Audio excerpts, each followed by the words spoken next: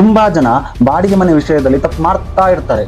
ಅದೆಂತ ಅಂದ್ರೆ ಬಾಡಿಗೆ ಹಣ ಮಾತ್ರ ಖರ್ಚು ಅಂತ ಅಂದ್ಕೊಳ್ಳೋದು.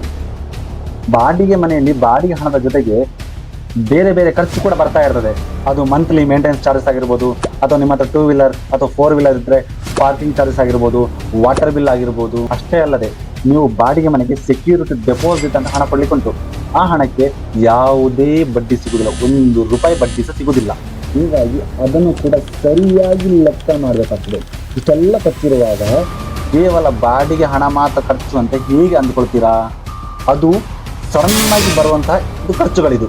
ಫಾರ್ ಎಕ್ಸಾಂಪಲ್, ನೀವೊಂದು ಅಪಾರ್ಟ್ಮೆಂಟಲ್ಲಿ ಒಂದು ಮನೆ ನೋಡಿದ್ದೀರಾ, ಆ ಮನೆಗೆ 15,000 ರೂಪಾಯಿ ತಿಂಗಳಿಗೆ ಬಾಡಿಗೆ. ಆದರೆ ಇದರ ಜೊತೆಗೇನೆ 3,000 ಮಂತ್ಲಿ ಮೇಂಟೆನೆನ್ಸ್ ಫೀಸ್ ಇರುತ್ತೆ. ಈಗೇನು ಮಾಡ್ತೀರಾ? ತಿಂಗಳಿಗೆ ಒಟ್ಟು 18,000 ರೂಪಾಯಿ ಬಾಡಿಗೆ ಆಯ್ತಲ್ಲಿ. ಈ ಎಲ್ಲ ಕಾರಣಗಳಿಂದ ನೀವು ಬಾಡಿಗೆ ಮಾತ್ರ ಅಂತ ಅಂದ್ಕೊಳ್ಳೋದು ಬಹಳ ದೊಡ್ಡ ತಪ್ಪು. ಇದರಿಂದ ಎಲ್ಲ ಕೂಡ ಒಂದು ಕಡೆಯಿಂದ ಲೆಕ್ಕ ಮಾಡಬೇಕು.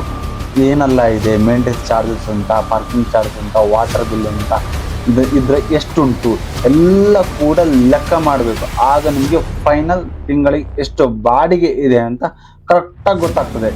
ಆದರೆ ಸತ್ಯ ಎಂತ ಅಂದರೆ, ನೀವು ಕೊಡಲಿಕ್ಕೆ ರೆಡಿಯಾಗಿರುವ ಬಾಡಿಗೆ ಆ ಮನೆಗೆ ಸರಿ ಉಂಟಾ ಅಥವಾ ಜಾಸ್ತಿ ಆಗಿದೆಯಾ ಅಂತ ಹೇಗೆ ಕಂಡುಹಿಡಿತೀರಾ? ಅಥವಾ ಹೇಗೆ ಅಂದಾಜು ಮಾಡ್ತೀರಾ? ನೆಕ್ಸ್ಟ್ ಎಪಿಸೋಡ್ನಲ್ಲಿ ಇದನ್ನೇ ನಿಮಗೆ ನಾನು ಹೇಳ್ಕೊಡ್ತಿದ್ದೇನೆ. ಆದ್ರಿಂದ ಇವಾಗಲೇ ನಮ್ಮ ಯೂಟ್ಯೂಬ್ ಚಾನಲ್ನ ಸಬ್ಸ್ಕ್ರೈಬ್ ಮಾಡ್ಕೊಳ್ಳಿ. ಇದರಿಂದ ಯಾವ ಅಪ್ಡೇಟ್ಗಳು ಕೂಡ ಮಿಸ್ ಆಗೋದಿಲ್ಲ.